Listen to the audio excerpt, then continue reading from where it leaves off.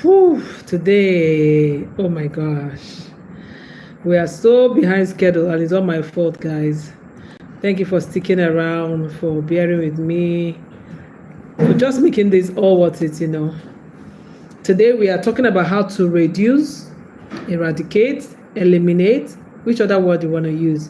But what we're talking about is how to please get low paying offers that we have, those services and products that are really priced low, and also remove clients who don't pay premium for our products. How do we reduce them going into the new year? Because business is shifting. Everything about business, clients, pleasing clients is shifting in 2025. And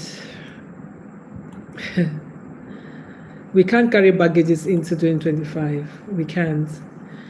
I'm working on my laptop and trying to work. I'm trying to see who coming for the live stream first. Anyway, like we do it, let me know where you're watching from. I have a lot of friends here on this night series who watch from different parts of the world, and I want to say welcome to the live stream. This is Chisom Otebeaka. If today is your first time, and I'm streaming from Uyo in Nigeria, and this is my 30 days business, book business series. We started out doing this in December 2nd, and we're doing it for 30 whole days up to December 31st. And it has been so amazing. If you've been in one or two or three of the sessions so far, let me know in the comment section as well, so that I can give you a shout out. Yes, that's how we do it. So how do we eliminate low value offers and low paying clients going into 2025, so that we can up our income, make more money, and free up some time to just live, right? To just breathe, to just be human? Because so many people, their businesses are running them. They're not the ones running businesses, and it can be crazy. Yeah, I understand that.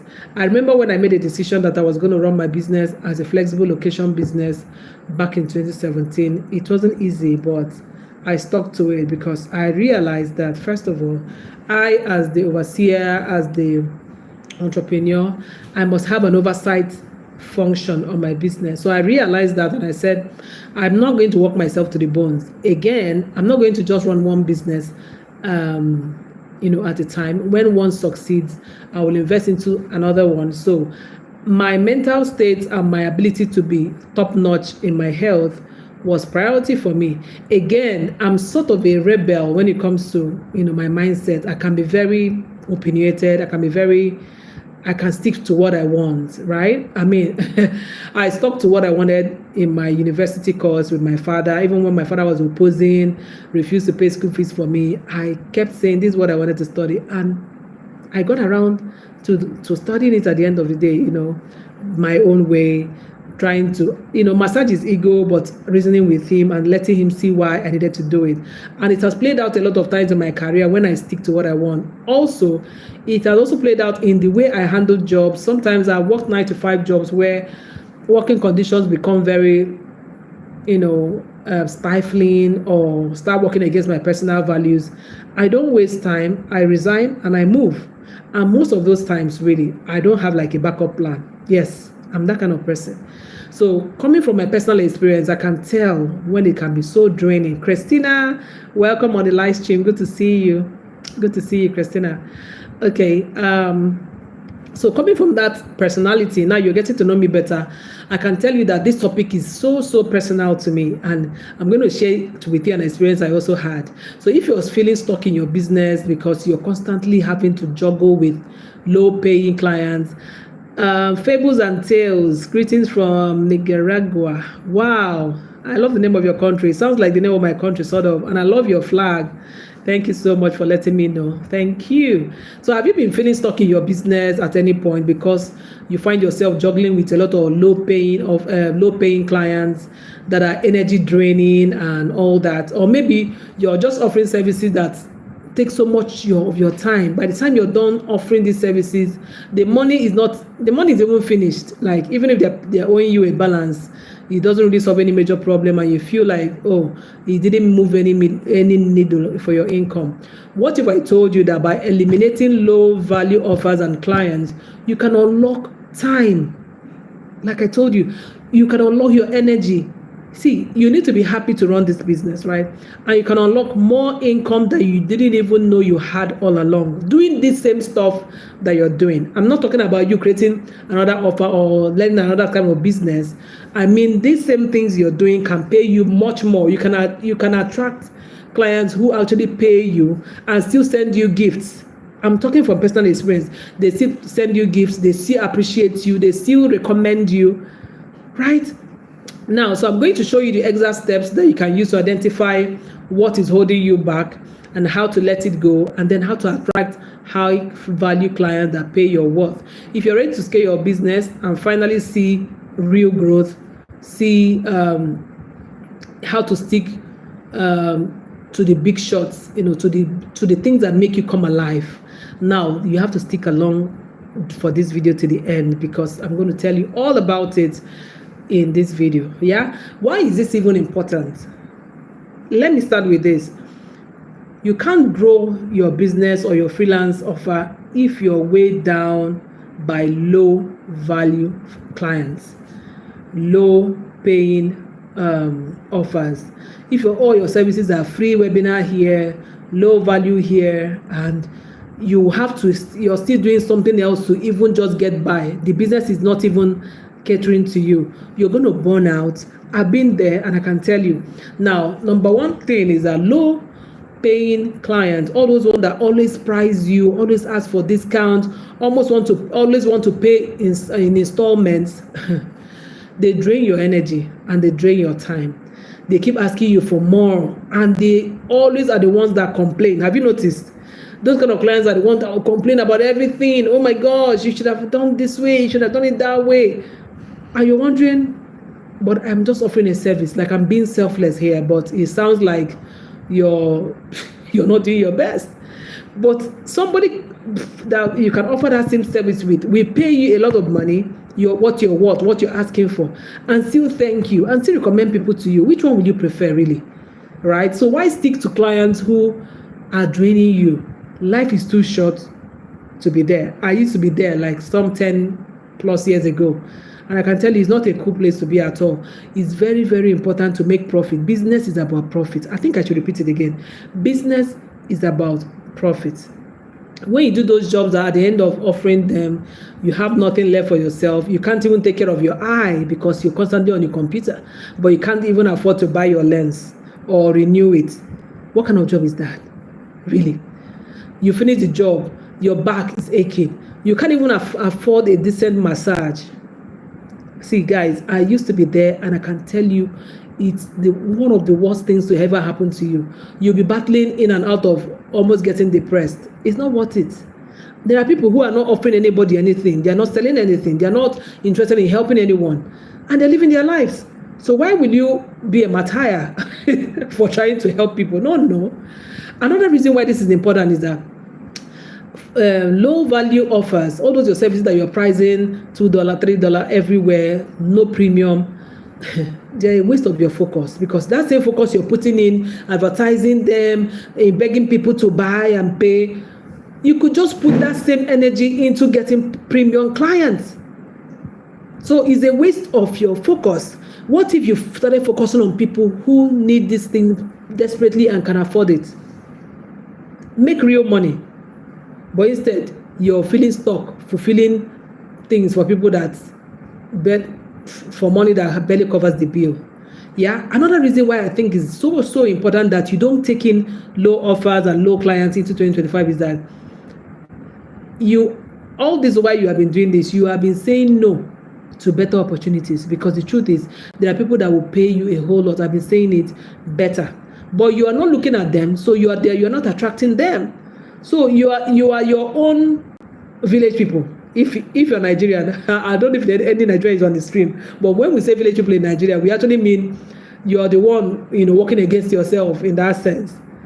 or you get what I mean? Your own village, you're the one doing yourself. If you cannot say this stuff is what this. See, I have been in situations where I went to even do a restaurant, and by the time you write down everything, ace, bricks, and pieces. Hi, I got a wave. Welcome to the live stream.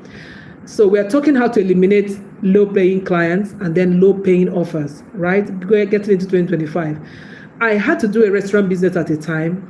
You sit down and write all the ingredients you need to cook and all that, include your cooking gas, water, all of that, overhead, your staff.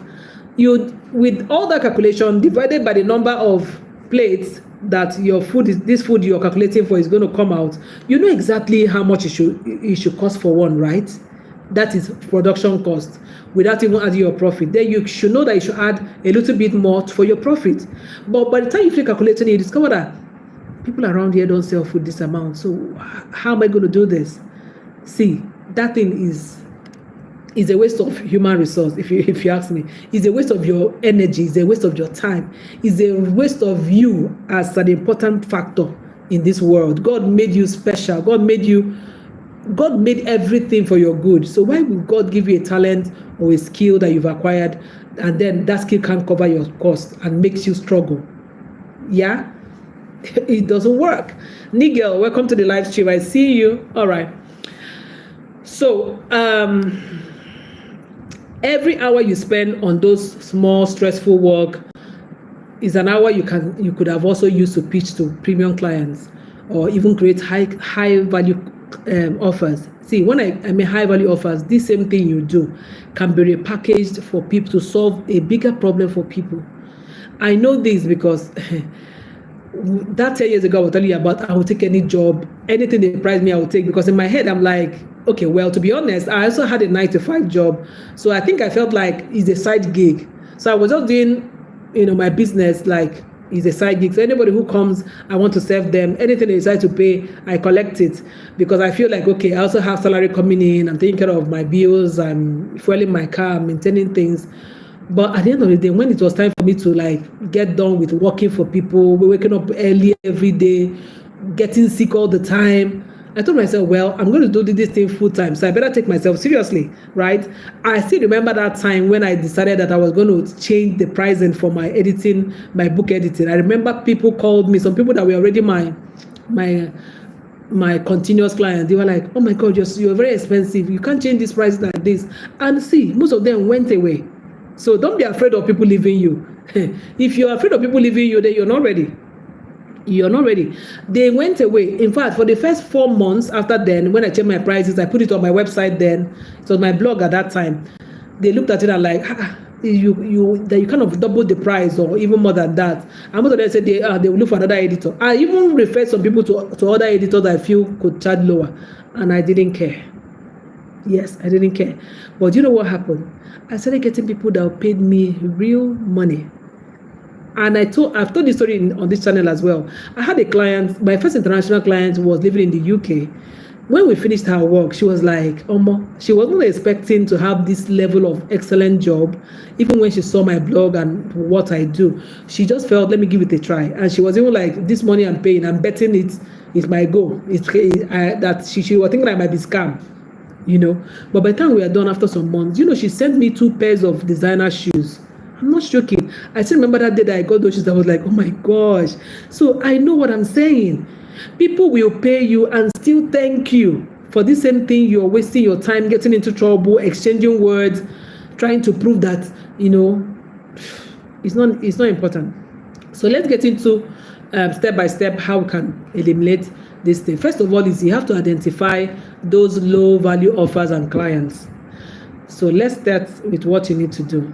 Sit down with all your services. Like for me, I provide proofreading and editing services for non-fiction works, right? Not just me, my company now, Logos Audibles, which of course powers this channel.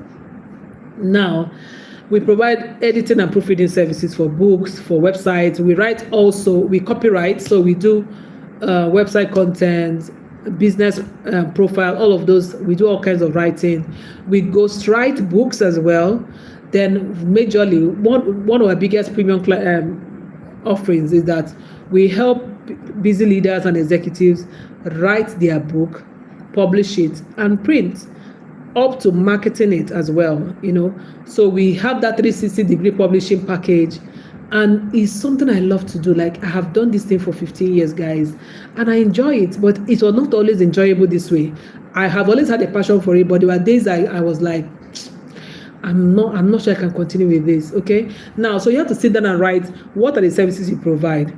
So for me, I write book editing and proofreading, which is a service I have actually put at the back burner, because what we're promoting at Logos Audibles now is our 360-degree publishing, which is getting somebody who is willing to write a book for legacy's sake, or for building a personal brand authority, to get their book off the ground, off their head, written, published, and printed.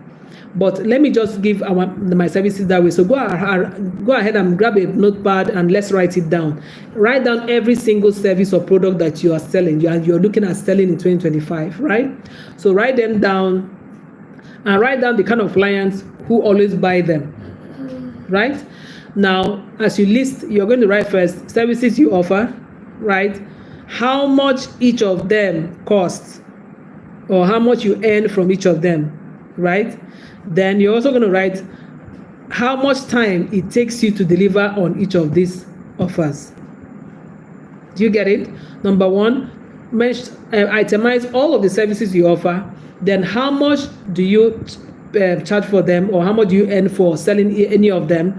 Number three, how much time do you spend offering them or delivering the services in that time? Then the fourth one is, which clients are demanding or energy draining? Which type of clients are demanding and energy draining? Sometimes you are going to discover that some services have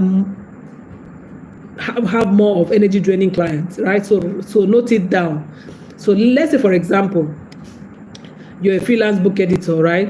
And you're offering, and you usually offer quick proofreading and all that for people who are writing books and all that. And maybe you charge, let's say you charge a 50,000 naira in naira, or let me say something like $100,000, right? And that's what you've been doing. And sometimes when you get the jobs in, you discover that this work needs more than proofreading, and then you start editing and all that, because you've already charged, you've already promised to do this work. So you go ahead and dig in and start doing this work. So you start doing line editing or copy editing before you now do proofreading. You're doing 3 levels of work now for the same amount that you have already charged, because you can't get comprehensive editing. So I start with developmental editing, copy editing, and proofreading for this same manuscript, because we want to be sure that there's nothing left untouched. No stones untouched. And even if you have to bring in 1 or 2 other editors who are specialists in developmental editing and all that, while you stick to your proofreading, fine. So you discuss with them and you have a fee. Then you double or triple your fee. So instead of charging $100, you charge $300. And people understand that, okay, when they give you their script, end to end, it will come back, speak, flawless, ready for publishing, rather than just offering proofreading services and working so hard the same amount of time and getting paid less. Now think about how much time it takes you to do that proofreading that you are charging $100 per essay, and how much time it takes you to do this one. Meanwhile, you're making much more money. Even if you're charging per hour, which I really don't encourage, but I'm just giving an example. If you charge per hour for that $100 you're charging, maybe sometimes you're working several hours that by the time you look at how much you're earning per hour, it doesn't add up, right? So what I'm saying is, look at the difference. If you package your service as more comprehensive, triple your price, even if you have to work with other people, right? And then work less to earn more. By doing this, by doing too many low-paying proofreading and all that, you'll be robbing yourself of the chance to land most of those high-value projects that you're actually desiring for. Desire enough cannot move the needle. Desire has to be matched with execution, with action, right? Now, let's look at the second thing we need to do.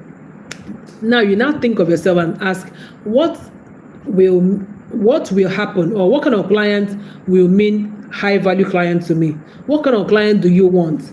Considering your peace of mind, how much you're being paid, because not all clients are created equal. Yeah, And some clients are really not for you if you look at it in the real sense. A high value client is who? You have to write them down. If not, when they come, you won't know they are the ones. You have to write who a high value is. For me, a high value client is a client who comes to me, shares with me the problem that they want to solve. Like, I currently have a client, I'm still editing his work now. He came to me some months ago and he was like, oh, there's this thing I've had a revelation on for over 10 years and I've wanted to write it to a book. This will happen, this happened. I want us to partner to make this happen. Right? And I look at him, he's somebody who is ready. He's not asking me, oh, so how much do you even charge? He didn't ask me all those things. How much do you charge for this? I'm trying to cut corners. No.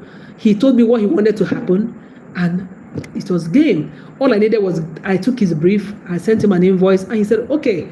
And he paid. That's my kind of high value client. I don't know about you. So write down what yours is. For me, a high value client for me is somebody who pays me whatever I say I charge, without telling me, oh, it's too expensive. Oh my gosh, can I pay in installment? Oh no, can you give me 30% discount? He pays me or she pays me what I say my charges are, because I cannot set out to cheat anyone. Before I put my charges, he or she believes that I know what I'm doing. Number two, a high value client for me is somebody who respects my time and my process. So when I say, oh, by the time I gave you an invoice, I send my contract form as well. You need to fill it and send before we can start your work. And we need a deposit, which is usually what we do at Logos Audibles. We don't work anything if you're not paid. It's not possible. Even if you use Juju, it does not work on us. You will pay a deposit, a percentage of, and trust me, the percentage is higher than the balance. You will pay. And then you will also fill our agreement form so that we know we have a right to handle your intellectual property. If a client wants to circumvent the form, doesn't want to fill it, or doesn't want to pay a deposit, it's not a high value client for me. You get? So you have to write what is who is a high value client for yourself. Also, a high value client for myself is somebody whose work aligns with what I like to do, or the kind of work that we do. If somebody comes to me to say he wants to write, or he needs somebody to manage their social media page for this amount of time, but he doesn't have the money to pay monthly, he wants us to start, then he will look at what he will do later. No. First of all, I don't want to manage your social media pages. We used to do that, but now we don't want to manage your social media pages, number one. Number two, he's not ready to pay, right? So clearly, he can't be my high value client. So you sit down, you know your kind of business, you sit down and write who is a high value client, because you see, if you don't write it down, you won't be able to picture who you really want. Yeah. For example, there's a case study I read about a graphic designer. For a graphic designer, his own high value client is somebody who contacts him and says, I need you to brand for my 6-figure business, and I trust your expertise. Please go ahead and and be creative as much as you want and give me what I desire, and he pays for it. Now compare that person with somebody who tells you, can you design 10 logos for me? Please, I have only $50 to pay. Can you compare it? No. That person is giving you a full branding job. So you're going to do letterhead, business card, the website banners, logo, everything, business profile, all of that. That person is ready to pay. He has a budget, right? And he sounds corporate, right? So for me, you can see who is my kind of client. The first person clearly values the graphic designer by saying, I trust you know what to do. He gives him the need he has and affirms that he trusts that he can deliver it. The second person values cheap. He doesn't value the creativity. He wants cheap stuff. See, I remember whenever I try to ask other people, I've had clients who also, but because they are trying to tell me that maybe I'm not their service provider, then I say, okay, I have another editor or another publisher I can refer you to. Then someone will say, no, it's only with your company that I want to work with. And then, they comply. So there are all kinds of clients out there, right? While we're trying to be professional, serve clients, we also have to be smart to take care of ourselves, to make sure that our business is making profit. Because what is business without profit? It's a charity. Are you running an NGO?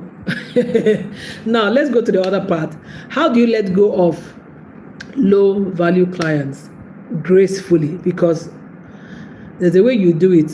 You might not get the right client because they will think you're pompous, or your services are quack, or you don't just have as emotional intelligence, right?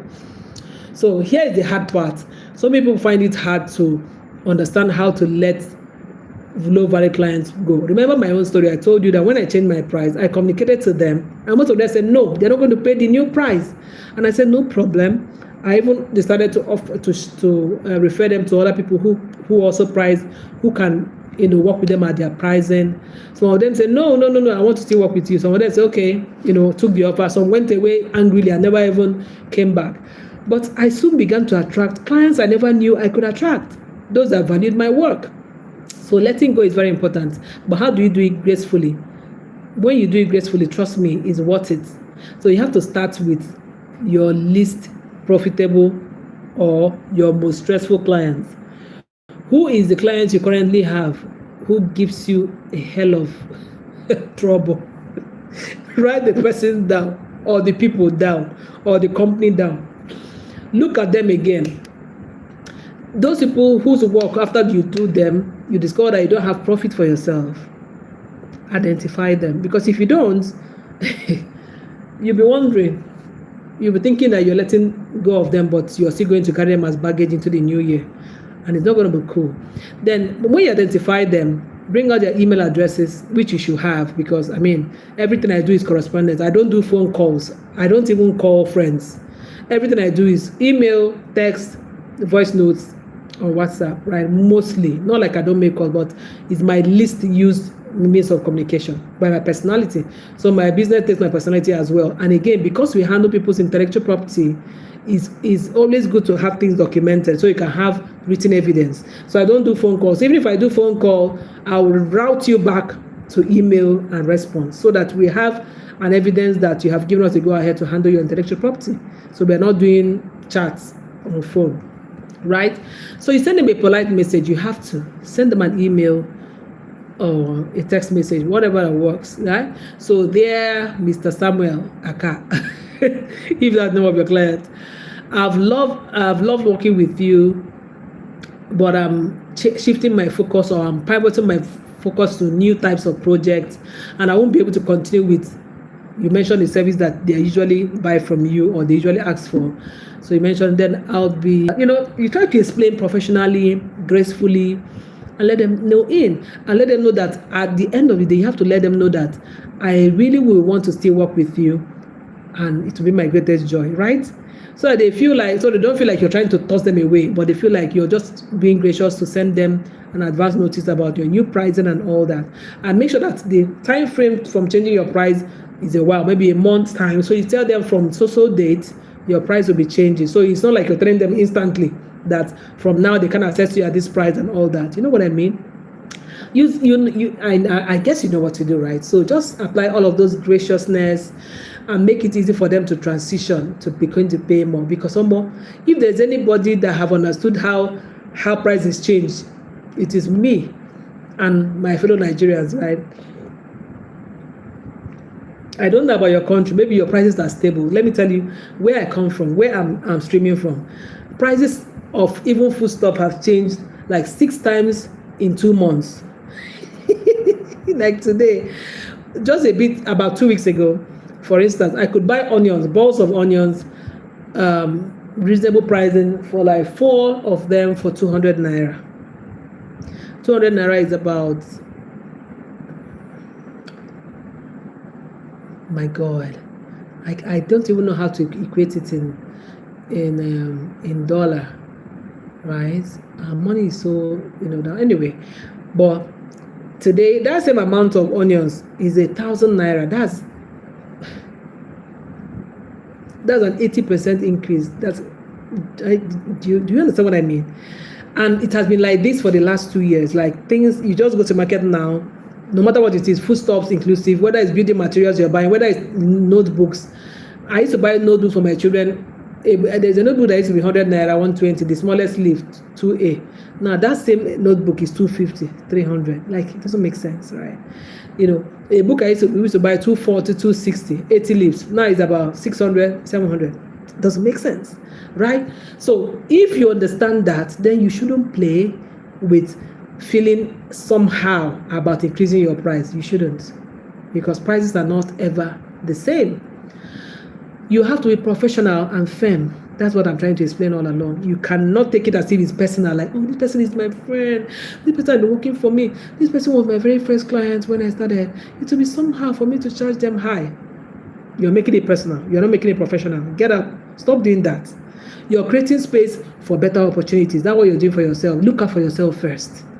Yeah? And you're also going to help them to upgrade their thinking and upgrade the kind of service that they are accessing. Right? So the other part is, how do you now create or focus on these high value clients? Because if you're used to selling low things and attracting low people, the mindset of attracting high value people may not be something that you're used to, right? You might not be able to know how to talk to richer people who earn more, right? If you sound beggarly and you're naming your price without being firm, or you're naming your price and saying things like buy 2 for the price of buy 3 for the price of 2, and those people are not really people who like to do sales or buy cheap things. They're wondering, I hope this thing is quality. So do you understand? See, selling to the wealthy is a total different mindset. So how do you create this? So let me believe that now you have cleared the clutter. You have removed all of those low paying clients, remove them from your mind. You have written them down. You have communicated to them.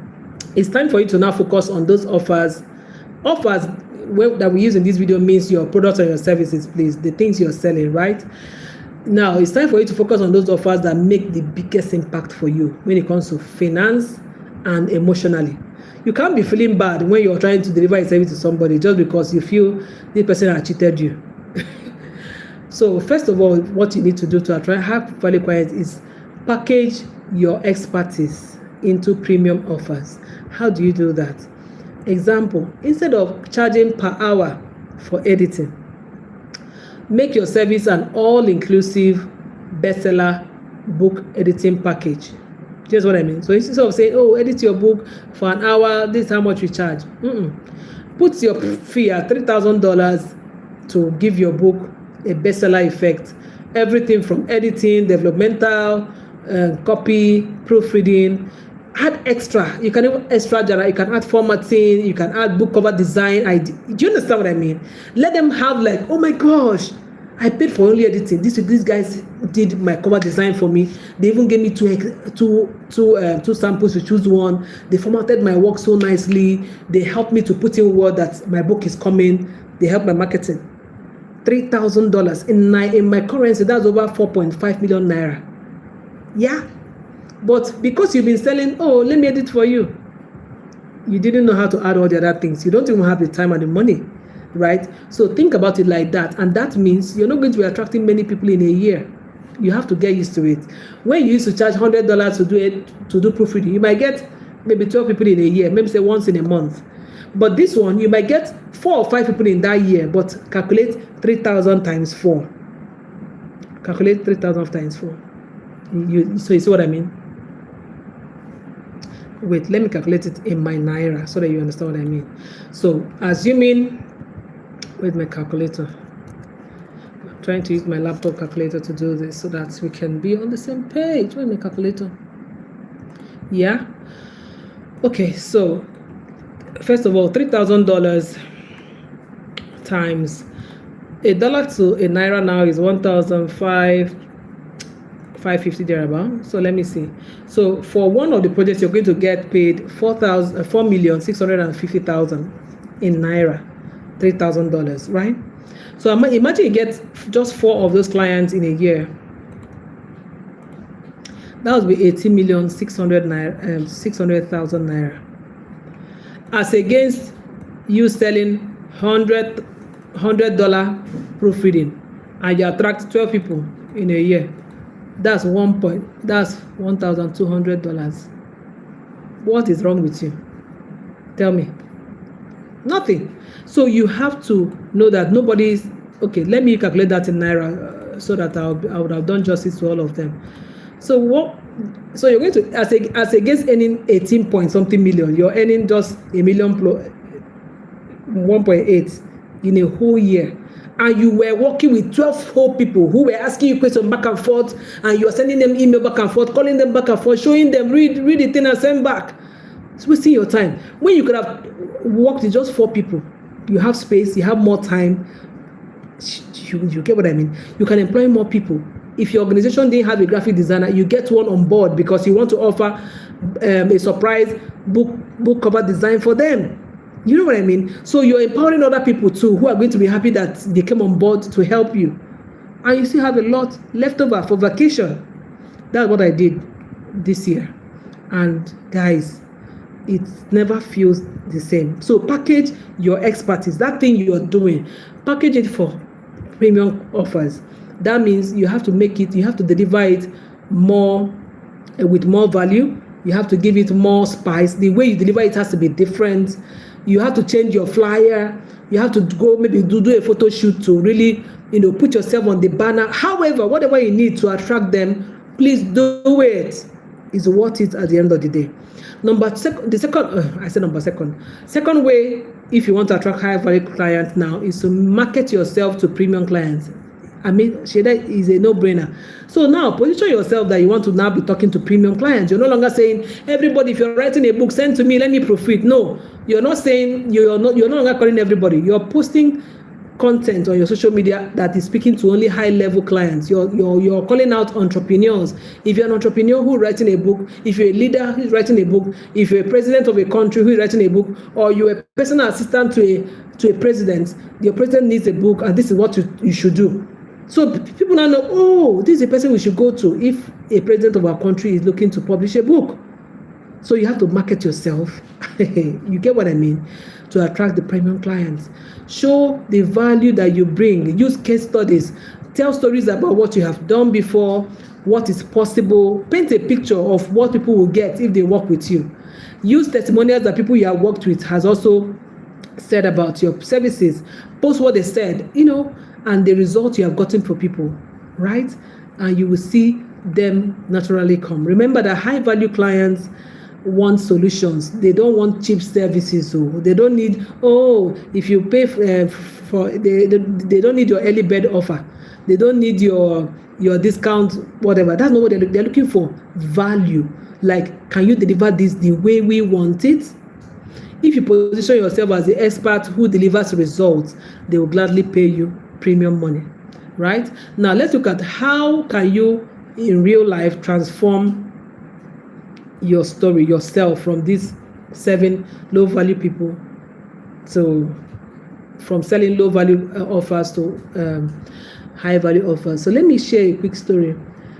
This is a case study really. A friend of mine, Sarah, she was doing copywriting. She's known to do copywriting. She was just doing freelancing, and she was charging $50 to write a blog post at the time. Of course, that's too much money in Nigeria, but she's in the US. She was always exhausted because by the time she writes all the copies that everybody's asking for, she's exhausted and she's barely covering her rent. I think her rent was over. Her rent was, I think, over $1,000 a month, something like that. So imagine how many $50 job we should have to do in a month to be able to pay her rent, for instance. So you get what I mean? So, but she knew she needed to change her price, but she didn't know how. Oh my gosh, power has gone. Yeah, that's the beauty of Nigeria. No, it's okay, Sammy, just leave it. So I helped her to package her offers. So she had to now create a $1,000 package for website copy. So if you want your website done, she had all the addendums, how she would do it for you and all that. So gradually like that, she began to let go of her low-paying clients. And it's on LinkedIn that she used. She was posting her offers on LinkedIn, working, and within 2 months or so, she landed 3 clients. So you can imagine 1,000 times 3 people as against $50 times 3 people. Can you imagine that? Now she's making more than 5 times of what she used to make, and she's working less. because she's working with 3 clients before she has to work with several people in a month to try to even be able to save maybe $100 at the end of the day. So now the bonus tip I have for you is we have to also value your time like a millionaire. A millionaire does not waste their time. Millionaires don't waste their time. Yeah, it's a mindset thing. A millionaire mindset shift is what you need, and that would completely change your life. Thank you, baby. My husband is showing me light. But you guys like this darkness, right? Say the truth. Do you like this dark? For me, it's spicy. You have light, you don't have light. That's the spice of Nigeria, right? If you live in Nigeria, say yeah in the comment section. So treat every hour of your time, of your life, as very important and worth it. So if you sit down and ask yourself, for me to do a job for somebody, how much is my 1 hour worth? You'll be able to see that what you're charging is really low and you can change that. So the tip is think like a millionaire. Think of your time as money. Put a money equivalent to your time. Would you spend like an hour of your time if a millionaire? Please spend an hour of your time just earning $50. Do you understand? No way. Millionaires and entrepreneurs, they say no to low value opportunities and they focus on work that aligns with their goals. You have to adopt this mindset. So, like a quick recap, you have to go and audit your offers. Look at them one after the other, all the things you're offering and selling. Who are the clients that are paying low? Then tell yourself who a high value client is, what they look like. Yeah, and be willing to let go low value clients. Don't be professional about it, but don't take it personal, like, oh, you're going to miss out something or they're going to be unhappy with you. And then go ahead and package your offers as premium, right? Then start positioning yourself and writing about and calling out premium clients that you're looking at serving.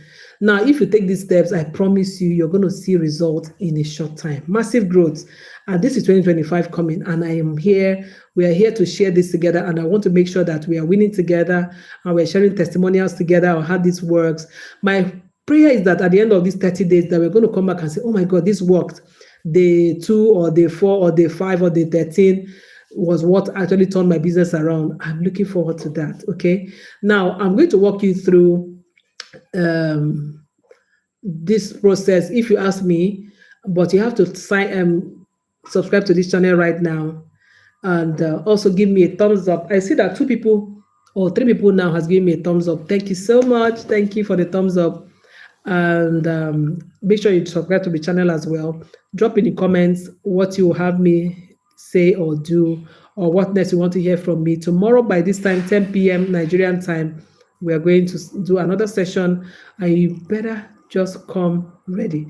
Invite somebody to also join the live stream, and please share this video to somebody that would need it, somebody who's been struggling in their business, somebody who's been trying to help. That same thing you're telling the person, and the person may not be getting it. They might just, understand it from the mouth of a stranger, like me. So share this video to someone who need it, and let's get into 2025 empowered, happy, and making profits. You're a business owner, you are premium, you're important, you're ahead of so many people who don't want to serve anyone. So don't take your work for granted. Don't let anybody take your work for granted.